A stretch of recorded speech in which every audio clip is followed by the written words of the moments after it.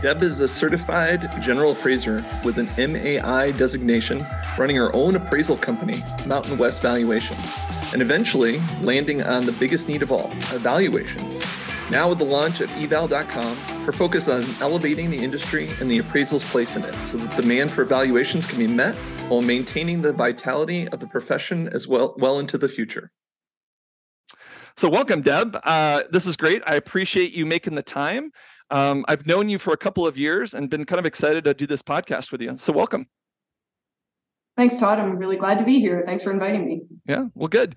Well, as I was thinking of candidates to do this podcast with, your name came up really quick. I think that you have an interesting origin story. Your business has progressed a lot since the time I've known you, and you're doing it in a pretty tough economic climate. So maybe we'll start there. Maybe we'll start a little bit about your origin story. You are the CEO of eval.com today, and we'll talk about that kind of through the rest of this. But maybe talk to me a little bit about just how you got there, because I think your origin story is fascinating.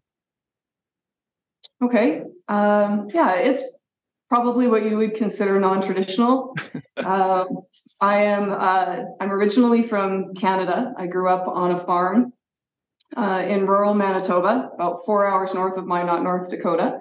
And I had a great childhood, lived on that farm. My brother was my best friend. My dad was my idol. I had the world at my feet.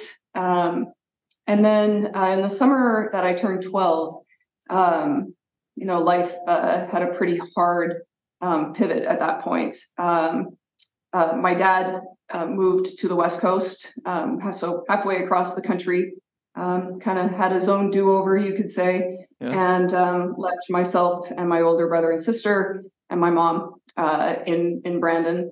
That was, it was essentially the last point that I really was kind of raised by anyone at that time. I found myself, that same summer, 12 years old, and essentially having to kind of raise myself. My mom did the best that she could, but when you're thrown into the deep end, sometimes it's all you can do to keep your own head above water. So, but being 12, you don't know how to raise yourself. You have no clue. But I did the best I could and managed to get, a few years of school in. But by that point, by 11th grade, I was barely going. My grades were terrible. And I just didn't think that it mattered anyway. And so I dropped out for the first time halfway through the 11th grade. So I could take a job working full-time at the drive-thru in McDonald's, which was super. Did that for a few months, and then left home 2 weeks after I turned 17 to hitchhike across the country. I tried to keep a couple of jobs and I couldn't. So I actually ended up homeless for a period of time. It was during this time that I think one of the most impactful moments of my life occurred. I was sitting on a park bench in Banff, Alberta, and it was evening. It was dark, and it would have been October. It was getting cold, and it occurred to me. I had this thought that if something happened to me, if I were to disappear, no one would even notice for weeks. And when you adopt that belief that you don't matter, whether it's true or not, that leaves a mark that you'll carry with you for the rest of your life. I know right now, my life is pretty great. Yeah. But I still carry those scars. It's just kind of, yeah. But following that, I ended up on the west coast of Canada. I moved back in with my estranged dad. I got another semester of high school in before dropping out again, that time for good, and moving out on my own. Didn't really have any skills, but turned out I was really good at bartending. So that was what I did all through my 20s. It was a pretty great career, actually. I did quite well with it. That's what I was doing when I met Dan, who was the American. He and I got married 2 months later. Mm-hmm. a pretty big thing. You know, not only did marrying Dan allow me the opportunity to move to the United States, which obviously changed my life, but he was also the first person to ever suggest to me that I was smart. And he was the one who suggested I go get my GED. Mm-hmm. So when I was 27, I went and took the pre-assessment test and did so well on it that they said, you know, you can just come in and sit for the exam. You're good. So I thought, wow, okay, are you sure? I came in, I wrote the exam, and I scored in the 95th percentile of U.S. high school graduates. So they gave me a partial scholarship to the local community college, and I was just blown away because I'd never had any idea up to that point that I was particularly intelligent or capable at all. Yeah. Yep. And that really kind of changed the way that I felt about that. Well, I still stuck with bartending, you know, continued that until we moved to Wyoming in 2006. And that was when I just kind of hit a wall. I couldn't do it anymore. Mm-hmm. But at that point, you know, I didn't have any other skills. And the only education I had at that time was this GED. And so I talked my way into a job as the assistant to the director of the Chamber of Commerce in the small town we were living in Wyoming. And it was while I was working there that a new appraiser came to town. She came in to sign up for the chamber, and we talked for about 45 minutes. Nice lady. She left, and the next day she came back and said, I'm looking for an assistant. I'll give you 25% more than they're paying you here, which translated to $10 an hour. You come work for me. So here I am, 30, and I'm making $10 an hour. Like, awesome. Okay, well, whatever. Why not, right? I just knew I couldn't bartend anymore. I went to work for her. She worked out of her home. And within 2 weeks, I knew that was what I wanted to do. I wanted to be an appraiser. Boy, here was this woman. She was smart and independent and capable, and she had this great career, and she made good money, and she was her own boss, and it was just like everything. Yeah. So I'm going to do this. And that was it. So I worked for her for a couple of years. She moved away. She ended up being a bit of a hobo. But that actually became the reason for me to kind of go back out there, and became a very squeaky wheel with this father-son outfit that did commercial and agricultural appraising. And eventually, after months of trying, was able to get in, had a meeting with these guys, and they agreed to take me on as a trainee. So that was in 2010. So there I was working for this father-son outfit. You know, Neil was the dad. He was the ranch appraiser. You know, he ended up spending pretty much the next 3 years with me, just attached to his hip. They taught me everything that they knew. They gave me an incredible opportunity. They paid me well, and you know, that was just it for me. And something that I remember when they first hired me was, you know, I had no business experience at all. I'd never even been a manager anywhere before. But they hired me, and I come to work for them, and just this little kind of family-run firm. And I had this sense that there was all this potential in this little company. And I thought, this could be so much more. Like, you guys could go in other areas, and you could offer other things, and this could be amazing. And I didn't know where that came from, because I never had a thought like that before. But it was really exciting and kind of inspiring. And then in 2015, they gave me the opportunity to take the company over from them. And Andrew was wanting to move to Texas, and, you know, Neil was getting closer to retirement. And even though I'd never run a business before, I just jumped at the opportunity. So I dove in, started trying to build the airplane on the way down when it comes to, you know, learning about how to business. You know, I had to figure out everything from payroll to, like, you know, insurance, and oh my gosh, it was a lot, but you know, but we held on. And that, when I took over the company, it gave me the opportunity to start looking at other services, other parts of our industry that we didn't do before. One of those was these evaluations, which we started doing in 2018. Started with one client. In 1 year, we had 16. It just really took off. 1 year after that, I bought the domain eval.com. And about 18 months later, we launched as this nationwide provider of evaluation services. That was January of 21, and now here we are. Yeah, that's pretty cool. It's so thanks for sharing that. I think you've had some painful memories that you've kind of turned into something constructive. So that's pretty cool. And I think that's really, if I'm honest, and listening to that story as well as just knowing you, I think a lot of those early experiences really shaped how you think about preparing for the startup. I really do. I think you recognize opportunity and you're willing to take risks to go get it. But I'm curious about just what other things from a skill set or core values do you think translated well from your kind of, growing up and that origin story into, building a startup and running one? Well, yeah, I think about this quite a lot. I think just when there's a real dichotomy between where you once were and where you are now, I think that we tend to really try to reconcile, how did it happen? How did I get here? And because nothing is absolute, right? It's just 30 years of day after day after day, small things. But Yep. When I think about how my background contributed to who I am and where I am today, I think that in a pretty brutal, kind of tough love way, life taught me that I was entitled to absolutely zero. Yeah. Zero, big zero. Yeah.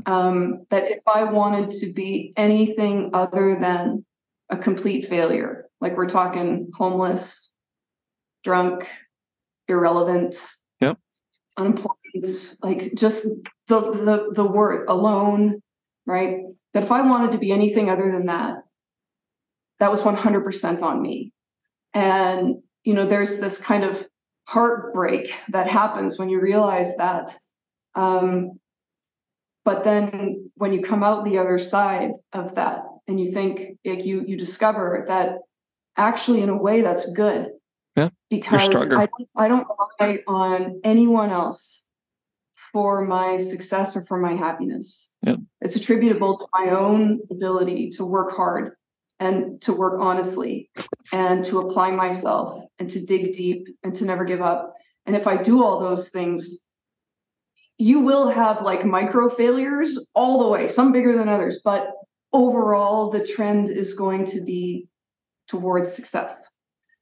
So I think that was a really big thing, that just kind of from a values perspective that I picked up from the particularly hard times of my life.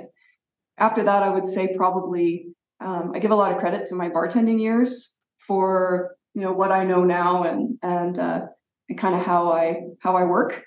I think when I was a bartender, that job taught me not only how, again, to work hard and to work fast and to multitask and how to not only get by in a chaotic environment, but to really thrive. Like the more you have going on in a bar, the more you're making and the bigger the energy. And it's like you just kind of learn how to embrace that rather than to kind of run and hide from it. It's like, no, this is what it's all about. This is what you want. And so I became very good at that. But it also really taught me how to be tough. Like I have a thicker skin today than I did before I ever started bartending. There's many times I would leave the bar and just cry, like in my early years, because drunk patrons can be super brutal. I can imagine. There's a lot of harassment that takes place in that environment, and it's just at some point you reach that place where it just doesn't bother you as much anymore. Yeah. So that job taught me so much about human behavior that while it didn't translate into how to do real estate, obviously, I think that it really helps me in the position that I am, being a woman in a male-dominated industry, offering a fairly disruptive service, building a company that is very different from what exists out there. This thick skin, I'm a little less willing or less likely to be intimidated by, perhaps like more kind of powerful people. When you bartend for that long, you learn everybody just needs a drink.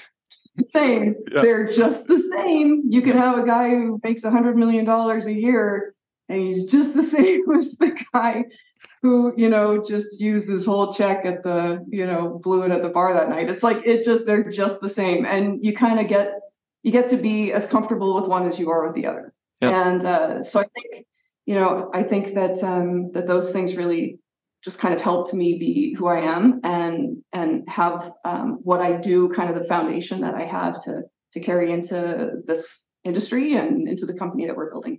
Yeah, good. Well, let's pivot a little bit to like your current gig and just maybe the success you had.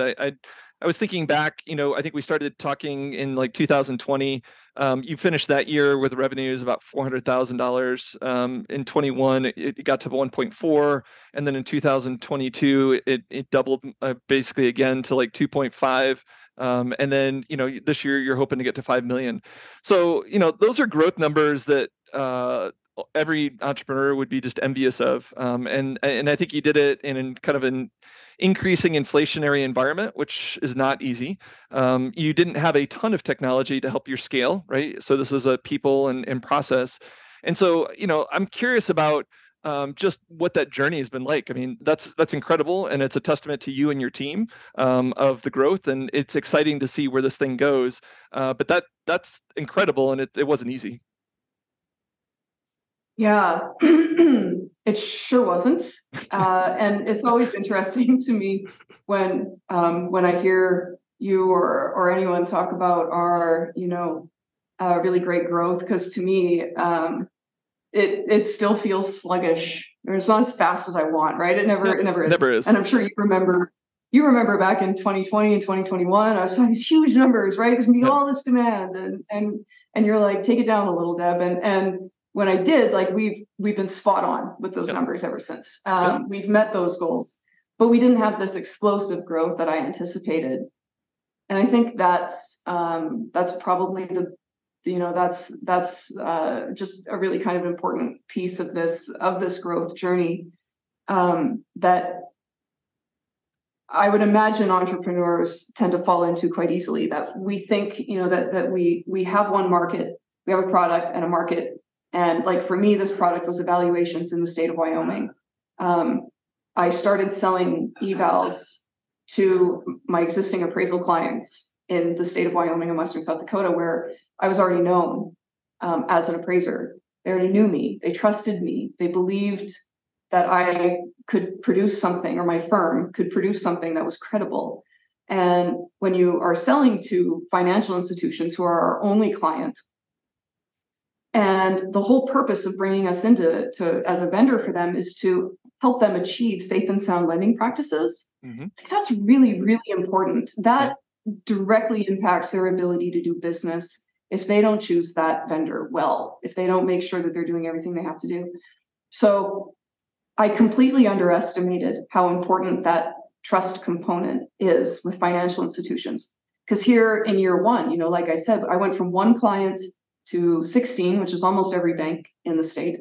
Yep. Overnight, it just sold itself. I'd pick up a phone, I'd call, tell them we're doing these, done. Like next week, they're all coming. It's great. And we just really took off. And I thought, this is amazing. We're going to do this everywhere we go. We're going to take these same numbers. Like I remember figuring out, okay, this is how many people there are in Wyoming. So this is how many evals we did. So this is the average per capita we need to do one eval. And I had these huge numbers. You remember that? I do. And it was we're going to do all these, and every state we're going to get in, we're going to have just exactly. And oh my God, were we ever wrong? Were we ever wrong? And it was like, we tried getting into these new states where they didn't know me. And they're going, yeah, nice story. Give us a call when you've been around for a few years, kind of thing. And it was just like the biggest slap in the face. So maybe pivot to that, where it's like, what were the big learnings by year? Like if you went and said, let's say 2018 to 2020, right? You learned something in that. Like, was that maybe about product market fit, where it was like that was the most interesting thing because I had a product and I found in Wyoming with trusted contacts, but I found an offering that actually worked, and maybe that was the most important thing there. I don't know. I'd love to go through kind of these years and just kind of see what was the most important aha moment, every one of those. Yeah. I would say probably in 2020, finding product market fit that's really what we did in 2020. We discovered in that year that there was no way to do this, to provide these evaluations to lenders everywhere through any kind of there was no shortcut to it, that there was no easy way to do that. We tried for almost the entire year to find some way to bring in, remote appraisers, to sign people up, to get other people to join our organization that could fill what we saw as our gaps in data or knowledge of certain areas. And ultimately, we ended up in the fall of that year. It was just like this aha moment that, like anything in life, there is no shortcut. And if we want to do this right, we need to have control of our product from start to finish, from when the order comes in until the report is shipped. We need to own the customer relationship. We need to manage every single component of it. Very humbling, but a good lesson to learn that we have to just be prepared to take the time to earn that trust. It's not something that they're just going to give us because I'm an appraiser. But what I ended up learning in 2021 was that there are consequences to getting over your skis. There are consequences to kind of chaotic planning. Well, here's what we think these are going to be, so let's do all this. Let's hire all these people. Let's spend all this money. And so we got ourselves into a burn rate that was completely unsustainable. And I think between that and what I learned about having the right people on our team, and how dangerous it can be to have the wrong people on your team sometimes. Yep. Teaches you how to be able to identify those risks a little sooner. 2021, there were some times that it was pretty touch and go, yeah, but we got through it, and we were an infinitely stronger company for it by the time we got through that. So when we started into 2022, we had learned all this stuff and kind of thinking, okay, we're going to be able to kind of sail along now, right? Like things are gonna get better. I think when we didn't have as much to worry about in terms of just operation and product, and we're starting to understand our client that much better, that was when I really started to, I think, look inward a little more. When it comes to other beliefs that I had about business, like more people make for a better company. Having people around me to tell me what to do is better than me trying to do it myself. Any belief that I had that maybe I wasn't, I shouldn't have been in charge of everything. Maybe I'm the domain expert, but there's all these other things that I don't know, and so I need other people to come in and do these things. I think that those were beliefs that I started to leave behind. There were a lot of painful lessons in that, kind of on a personal level through 2020, but overall, we ended the year. I know myself better, our clients, our products, our employees, our company. I know all of those things better, and I think we're just a much better company again at the end of 22 than we were at the beginning. So. Well, it's good. I appreciate the kind of vulnerability in that. I do think that entrepreneurship is a journey of learning, and I think you can't admit that you know it all, right? I mean, I think it's a constant evolution, and so I think there's growth in every year. And it's funny, like every year of your company is different. Like I always kind of joke, it's like you got to throw away 50% of what you know and build on the 50% that you do know, but you never know exactly what 50% to throw away and which one to hold on to. And so I'm going to kind of pivot to another question, which I think is tangential to this, is I always talk with entrepreneurs, there's kind of 4 buckets of kind of growth areas that I see all of them go through. I think you're no different. You bring a domain expertise and an understanding of the customer that's super deep. But then you have to layer on all these other pieces of the business, right? There's like finance, and there's sales and marketing, and there's product and technology, and then there's people. And I think that you could probably look at each one of your years and say, in each one of those categories, you got more sophisticated. You learned something in each one of those. And so do any of those resonate with you? Were some of those journeys harder than others or easier than others as you kind of went through them? Or were there other ones besides those 4 that were big buckets for you? I think every one of these was a challenge for me, really, because I did come into this business with really just, domain expertise, knowing very little, only, just kind of just the bare minimum about, finance or technology, sales. Obviously, I was off on that. And HR, it's one thing to have 5 or 6 employees. It's another thing to have 30. So, this was certainly, something that, I, as I mentioned in my, last answer, I think I was aware that there was a lot that I didn't know. But at the time, my way of trying to make up for the gaps in my knowledge was to bring other people in who I thought would be able to fill those gaps with their own knowledge.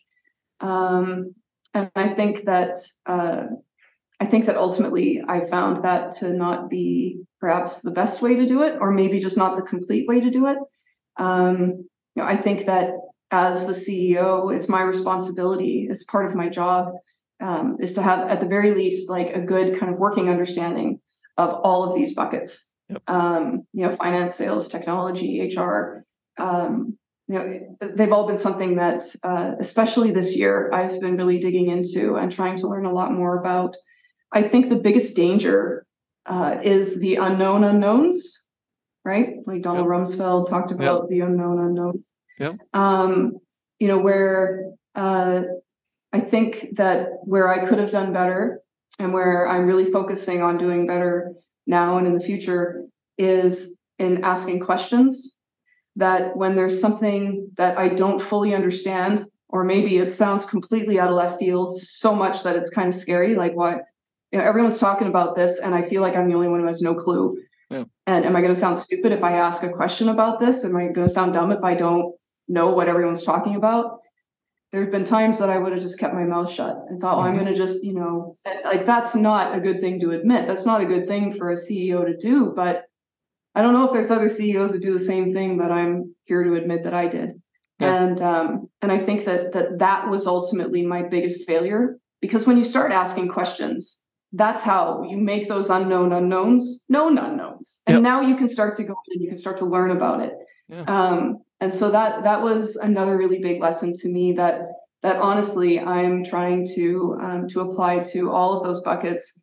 In particular, though, when it comes to accounting and technology. Mm-hmm. Those are 2 areas that I really, that there's a lot, like each one has their own language that can be very intimidating.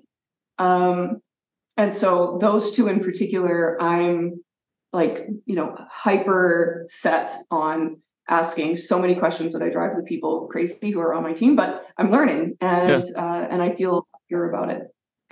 And so maybe to summarize that a little bit, I think you're getting better at asking questions to kind of almost have a framework of like how to think about a domain topic, right? And then you can bring in domain, people that have expertise and you can call them accountable. Right. You can basically say, here's the direction I'm going, here are the goals that I'm trying to set, and like at least talk enough of their language to make sure that it's valid, and then hold them accountable for delivering on whatever they're delivering. And so I do think the question and the framework are really, and I always joke that it's no black boxes, right? There's no black boxes where you know the input and the output, but know about how it goes, what happens in between. So I do think you're on that journey, you're tackling it. And so that's awesome. I mean, and I think that goes a long way. And I think that happens to me today, right? There's tons of stuff I don't know. And I think you just get confident enough to say, it's okay to say, I don't understand what you just said. Like I understand the words, but I don't understand what that means. And so I think for entrepreneurs, that's a good skill to have, is like, just, I'm interested and I'm vulnerable enough to be wrong and look silly. So, yep, that's exactly right. One of the things that we didn't like really mention is, you're running a business in Casper, Wyoming, and Casper's probably what, 50, 60,000 employees or people, population wise. I think it's about that. And so as you're building your business, I think a lot of us in the Midwest always talk about, can we find the right talent? And I think you've had kind of an interesting mixture of people that you've been able to hire locally and then train, and then people that you've basically said you have domain expertise that I'm willing to get you where you are in your location. And so maybe you could talk a little bit about that journey and how you think that plays out. Is that something that you can continue to replicate over the next couple of years as you continue to grow? Yeah, interesting for sure. The remote work thing ever since 2020, of course, has been just huge. Yeah. I would say, for our analysts, we learned that through trial and error that is not a remote position. It does not work. So all of our analysts are here. They all, either were already in Casper or moved to Casper for this job. We hire, our analysts, our people, our appraisers. We hire for attitude and aptitude, rather than just experience. And for the analysts that we have, they come from the most varied background. We've got some that are barely out of high school. We have others that, they've been like the one guy was a wind farm technician. We have geologists from the oil field here. We just have, someone from the county assessor's office. We just have all kinds of this like wide range. And we found that, when you've got good clay, you have those things that really matter, like this great attitude and this hard work ethic, then you can make anything out of that. Yeah. Yeah. And so that's been great. But that said, when we've looked at hiring for engineering to build our technology, we did, we tried to find someone locally, and we kind of came up empty. Like the people who are here are already hired. And so we did end up hiring remote engineers. We have one in Ohio and one in Denver, and they're spectacular. I wish they were here. But we're trying to figure that out. We're trying to make that work. I guess that's just kind of part of the deal of living in a town this size. Yep. But yeah, we're gonna overcome that for sure. Yeah. Okay. Good. The next topic I had was talking about just the role of a board. I think a lot of entrepreneurs that I talk to, I think they don't have a board for a while, and then basically maybe they take money that really kind of facilitates their saying, I want a board position, and then they're like scrambling to go, okay, what does this mean? And then is it a tax? Do I have to like meet quarterly and record all these notes and then just read out what the business is? And I'm trying to give them the best, rosiest version of it. And then I think it kind of goes, it iterates over time where maybe you put some other people on it that are kind of strategic, or they're helping you solve some of the problems that you normally would see in boards. And then, at some point in time, you might be able to get them to like do work for you, right? Like, so they're like strategic value add people that are involved in your business. There's more trust. But I kind of see it like it evolves over time. I mean, I know a lot of these businesses that, when you first get their first board member, they're gone by year 3 or 4, just because like they've just outstripped them from the skills standpoint. So as you're building a board, how does that context fit into this? Does it hold true? Does it ring true to you? And then are you on a different journey? And then how did you kind of figure out like who to put on it and what's your mixture? I think that being able to really take full advantage of the skill set and the experience of our board members, that's a work in progress for me too. Honestly, Todd, it's obviously in the beginning it was just the 3 of us, very informal. Yep. Lots of room to kind of stretch the wings and see what works and what doesn't. Then last year we brought on our 3rd board member, Rob, and who I felt was going to bring in a certain amount of kind of experience and expertise that was a bit of a gap on our board. And I think that at that point things started to maybe get a little bit more serious because we brought someone on who there wasn't already this relationship. But it's certainly been something that I do feel like I need to continue to work on in order to really tap the potential that's in my board to be able to, ask you guys to, to get involved in certain ways, and perhaps start with asking more questions again. But that's something, I think when it comes to the board, I do think that that's an area that I really need to, to continue to grow and focus on, make sure that we're getting the most out of it that we can as a company. Yeah, I think it's an honest answer, and I think almost every startup would say that, because I think there's always probably, if either you don't have the right people on the board and you're not getting the value of it, or you do have good people on the board that want to help, but then they're just not involved enough in the day-to-day details to understand how to help. And so I think there's a lot of strategic initiatives or longer term goals that you can pose to them that's saying, like how would you solve some of these problems? Or can you go off and do some research for me on this? And so I do think that just happens over time. But I think, to your point though, they need to understand your business well enough to add value, right? They have all this expertise, and it's like, then they need to understand your business. And so somebody like Rob's an example, it's like, it's going to take him some time to do that. And so, but I think they're always a work in progress. So I think that's good.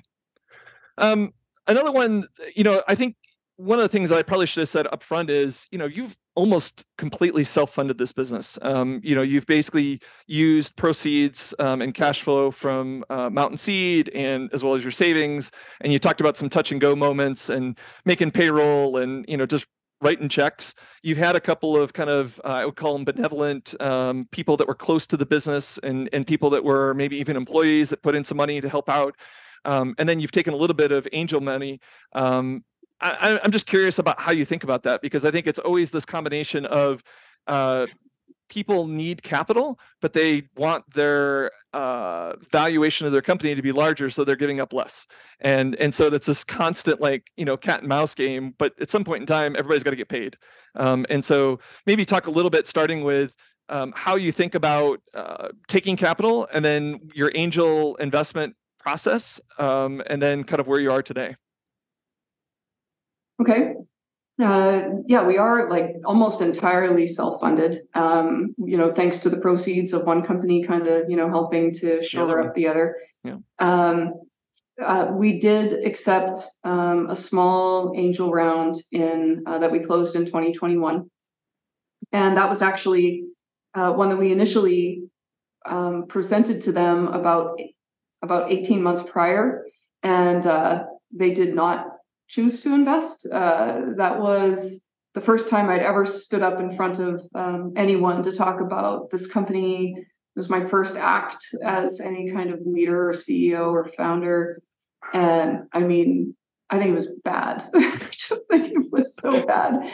And I was crushed. I thought, oh my God, I'm the worst at this. I'm never doing this again. I was heartbroken. I literally went out to my truck in the parking lot and just broke down. It was so bad. I'm not, the kind to just break into tears, but that was bad. But I mean, bless their hearts, they were right. We were too early. We weren't ready. So 18 months later, stayed in touch with one of them in particular, Jared. And 18 months later, he said, why don't you come back and pitch again? And we'd like to also share you with the Black Hills. This was Breakthrough 307 here in Wyoming. And then their sister that you're on there in Rapid. And came back, pitched again, and that time they went ahead and invested. So that was there was a lot of things that I learned through that process as well. Aside from that, we ended 2022 cash flow positive, which was great, and decided at that point, at that point that we were going to go invest in technology, hire a couple of engineers. We're going to invest in marketing, and brought on a marketing firm. And exactly the same time that banks, the high interest rates and everything kind of just caught up. And so bank loan activity slowed down. And so we found ourselves at this situation all of a sudden where, okay, now we're not cash flow positive right now. We have a little, but what are we going to do? So the way I kind of saw it was we had four options. We could have curbed our growth. I could have, not chosen to bring on these engineers and said, nope, we're just not going to do that. We're going to just bring everything in so that we can stay in the black, and we'll just stay here until things turn around, and then we'll start growing again. I didn't want to do that. The second was for me to continue to fund it myself through my other company. I think I've kind of paid for my basis. I didn't want to do that. so I'm good. The third option was to consider going after investments. Do we want to go raise, with sales being down, the economic environment right now, the book's not looking the greatest. Yep. I just thought, and not to mention all of the unknowns we have around this technology. Like, we have ideas for how it's going to help, but those aren't proven yet. And we don't know really to what extent until we kind of get into it. We have goals, but until we reach them, who knows? So the fourth option we had was to borrow. So we ended up doing that. We went ahead and got a line of credit that gives us a little bit of breathing room, so that if we don't quite make it month after month, we've got some time that is going to get us through this kind of slowdown in loan activity, which is fine. It's going to give us an opportunity to learn about technology, get a little farther down that road, and have a much better understanding what it's going to look like and what it's going to be able to do for us in terms of efficiencies and metrics and overall performance of the company, so that we can be in a way better position in 6 months or 9 months for us to say, all right, now do we want to again look at investment? Are we in a much better position now with what we know, with maybe where the economy might be, that if at that point we decide to do that, to do something like invest in technology, not just cover the burn. We know how to run this company so that we're not losing money. It's more about, do we want to grow? Do we want to invest in it? And what do we want to do to make that happen? Yeah, and I guess what I hear out of that is, I think you're not looking at money as binary, right? Like, there's different types of money, there's types of different value of money. And I think one of the things that you're starting to do in your business is, how do I use technology to create scale? And so creating scale creates margin creates better, equity in the company and valuation. And so you're starting to tie a whole bunch of things, and that goes back to finance, and that goes back to like technology and stuff.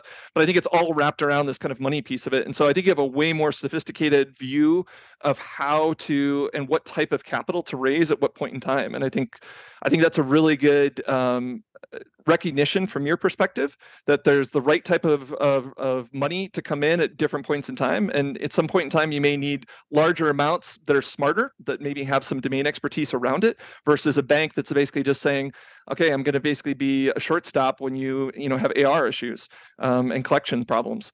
So I think it's all good. And I think it's an evolution of just your thinking too. So I think that's awesome.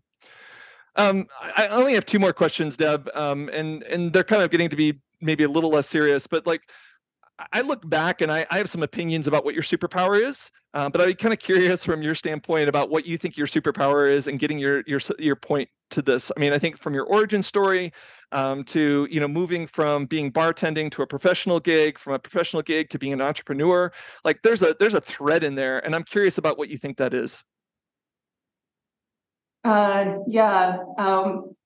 Our third board member, Rob, actually, he was the first one to say it. He was spot on. He said that my chip on my shoulder is my superpower. And at first I thought, what the hell is that? No way. Like, because you kind of have this negative, image when you think of someone with a chip on their shoulder. But I actually think that he's right.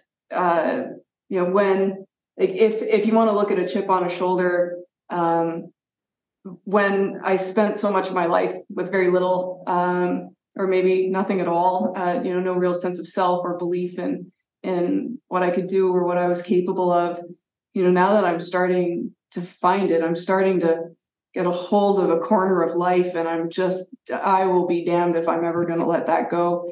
I think that it's part of the reason why I can be pretty bold, or persistent, or driven, or maybe kind of courageous. Keeps me out there, willing to kind of, be the face of this, kind of disruptive company. So yeah, I think it's, I think that all ties back to, to day after day throughout 30 years, you just kind of hone this that experience and turn it into something that ultimately has been incredibly positive for me. So. Well, that's good. I agree with you, and I mean that determination I think is what's driving a lot of that. I think when you talk to entrepreneurs, a lot of them have something, right? There's a fire that keeps doing it because you're taking a road that is not like just go punch the clock and go 9 to 5 and collect the paycheck and have 2 weeks of vacation, and so it's a different road. And I think everybody's got something, whether it's a chip on their shoulder, something in their background. Somebody that's inspired them to do it. It's interesting to listen to and hear. So the last question I have is one that I do with everyone to kind of close it out. I think the question is, what's the kindest thing anyone's ever done for you? I think it's always important to realize that, as much as we're talking about, breaking up new industries and challenging the status quo, it's about humanity. It's about people. It's about compassion. It's about empowerment. And I'm curious, from your standpoint, what resonates, or what story would resonate with you in that category? It's interesting because you told me that you gave me a heads up that you were going to be asking this question. So the first thing that came to my mind, it just kept coming back to my mind. So there's been a lot of things that people have done for me. But I think that the one that really does stand out the most is not just because of what was done for me, but how much it took for that individual to give that to me. And I would say it's Neil Hilston, is the old ag appraiser, the dad of the firm that hired me back in 2010. He's very embedded in this agriculture industry. It's a good old boy industry in a good old boy state. And he not only took me on as his trainee and dragged me around to these ranch inspections, but this man, he kind of, in a way, he put his own reputation on the line, and he took the barbs and the bullets from the other guys in the ranch industry who were giving him a hard time about hiring a girl. He did all that. He never blinked. He never ever treated me in any way other than I was absolutely his equal. And his belief in me helped me to really find my feet here, through that entire 3 years that I was his trainee. And he still works for me. I actually brought him out of retirement to come work for me again. So he works part-time, but yep. He's with me. He's still my mentor. He's my constant supporter. He's my friend. And just to have a guy like that believe in me the way that he did, it really changed my life. That's cool. I appreciate you sharing that. It's always cool to hear. Like, we do so much on our own, but like the people around us are part of the reason we get there, right? And I think we can't lose sight of that. And so I appreciate you sharing that, and that's just a cool story.